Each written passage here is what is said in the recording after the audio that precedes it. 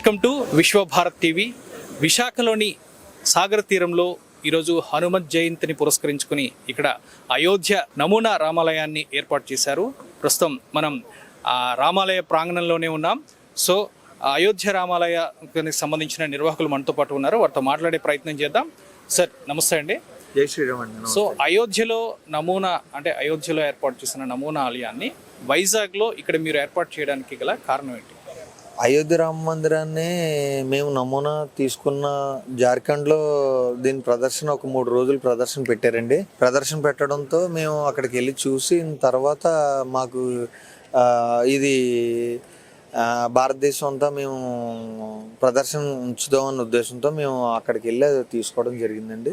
తీసుకున్న తర్వాత మేము ఇది ప్రయాగ్రాజ్ ఫస్ట్ ప్రయాగ్రాజ్లో భక్తజనం ఎక్కువగా పుణ్య స్నానాలు ఆచరించడానికి ఎక్కువ మంది వస్తారన్న ఉద్దేశంతో ముందు ప్రయాగ్రాజ్లో పెట్టి తర్వాత మన తెలుగు ప్రజలకు అందించాలన్న కోరికతో మనం విశాఖ తీరంలో పెట్టడం జరిగింది. ఎంతమంది అసలు కృషి చేశారు? దీనికి సంబంధించి భారీ సెట్ని అయితే ఇక్కడ ఏర్పాటు చేయడం జరిగింది. చాలా అద్భుతంగా కూడా ఉంది. ఎంతమంది దీని వెనకాల కృషి ఉంది? ఎన్ని రోజుల పాటు ఇది అందుబాటులో ఉంటుందంట? సార్ ఇది ఆన్ వర్క్ అయితే 80 మెంబర్స్ చేశారండి. ఇక్కడ మొత్తం టోటల్గా అయితే 325 మెంబర్స్తో 45 డేస్ అబవ్ అయ్యిందండి. ఇప్పటికి 49th డే కన్స్ట్రక్షన్కి. దీనికి వాడిన వస్తువులు ఏవైనా కూడా ప్రతిదీ కూడా ప్రకృతి సిద్ధంగా ఉండే వస్తువులు తప్ప ప్రకృతి పర్యావరణానికి విరుద్ధంగా జరిగే వస్తువులు ఏమీ వాడడం జరగలేదండి. ఇది ఒకటి ఏంటంటే ఈ కట్టడం ప్రతిదీ కూడా చేతితో కట్టిన కట్టడం అండి. చేతికళ నైపుణ్యంతో జరిగిన ఈ రూపుదిద్దుకున్న మందిరం అండి ఇది. దీనికి ఇన్వెస్టర్లుగా మాకు పార్ట్నర్లుగా ఉన్న వాళ్ళు బిజ్బాష్ ముంబై వాస్తవ్యులు బిఆర్ శెట్టి గారు, బిజ్బాష్ గ్రూప్ అండి, Bizbash entertainment and Sri Garuda group అండి.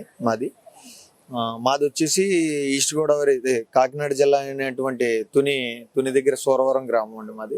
గరుడ గ్రూప్ మా కుటుంబీకులతోనే మేము ఈ గ్రూపు రన్ చేయడం జరుగుతుంది. అయోధ్యలో ఇటువంటి నమూనానే ఏర్పాటు చేశారు. సో ఇక్కడ కూడా ఇటువంటి నమూనానే ఏర్పాటు చేశారు. ఏమైనా డిఫరెన్స్ ఉందా రెండింటికి, లేదంటే ఈక్వల్ గానే ఉంటుంది? లేదండి, రెండాటికి ఈక్వలే ఉంటుందండి. నమూనా కదండి, నమూనాయే. కాకపోతే అక్కడ రాతి కట్టడం, ఇక్కడ మామూలుగా మనం ఫైబర్తో మనం స్ట్రక్చర్ మనం నిర్మించడం జరిగిందండి.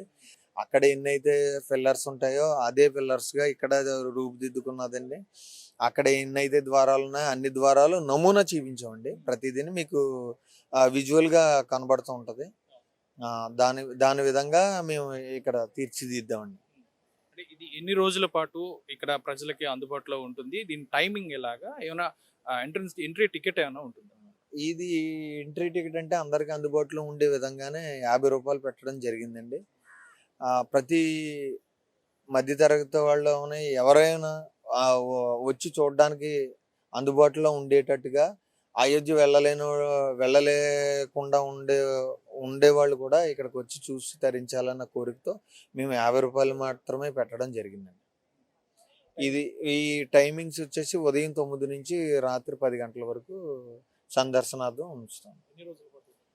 మేము 45 రోజుల పాటు ఉంచుతాం. ఎవరైనా ప్రత్యేకించి పూజలు జరిపించుకోవాలనుకున్న, రాముడికి ఏదైనా కళ్యాణం జరిపించుకోవాలనుకున్న ఏమైనా అవకాశం ఉంటుంది ఇక్కడ? రాముల వారి కళ్యాణం ఉందంటే మేము మన ఒంటిమిట్ట పూజారులు చేయిందామని అనుకుంటున్నామండి.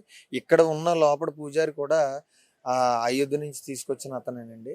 ఇప్పుడు కంటిన్యూషన్ ఉండేది. మామూలుగా మనకి స్థానికులు అయినటువంటి సింహాచలం నుంచి కొండవీటి వారి ద్వారా పండితులు వాళ్ళ శిష్యులు వారిచే పూజలు జరుగుతాయండి.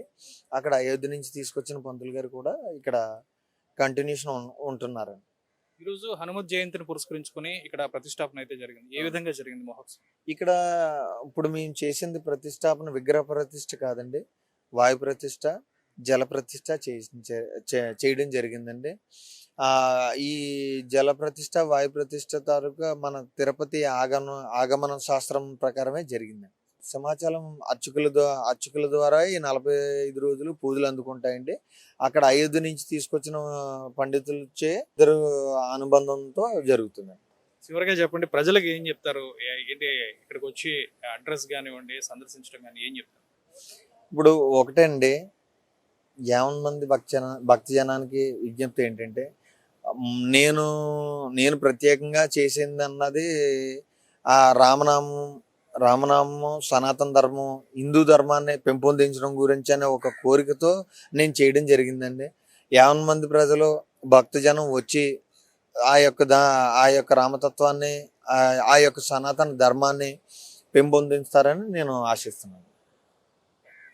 సో ఇది అంటే ఇక్కడ వైజాగ్ బీచ్ రోడ్లోని పామ్ బీచ్ హోటల్ పక్కన ఏర్పాటు చేసిన అయోధ్య నమూనా రామాలయం అయితే ఇక్కడ చాలా అద్భుతంగా కట్టడం అయితే ఉంది. సో ఈరోజు హనుమత్ జయంతిని పురస్కరించుకుని ఈరోజు ఈ నమూనా ఆలయాన్ని అయితే ప్రారంభించడం జరిగింది. వైదిక సాంప్రదాయం ప్రకారమే సింహాచల దేవస్థానంకి సంబంధించిన అర్చకుల ద్వారా ఈ మహోత్సవం అయితే ఈరోజు ప్రారంభించడం జరిగింది. ఏదేమైనా వైజాగ్లో ఇటువంటి నమూనా ఆలయాన్ని ఏర్పాటు చేయడం ఎంతో అదృష్టంగా ఇటు భక్తులు కూడా భావిస్తున్నారు. ఎందుకంటే ఇప్పుడే మనం భక్తులతో మాట్లాడే ప్రయత్నం కూడా చేశాం.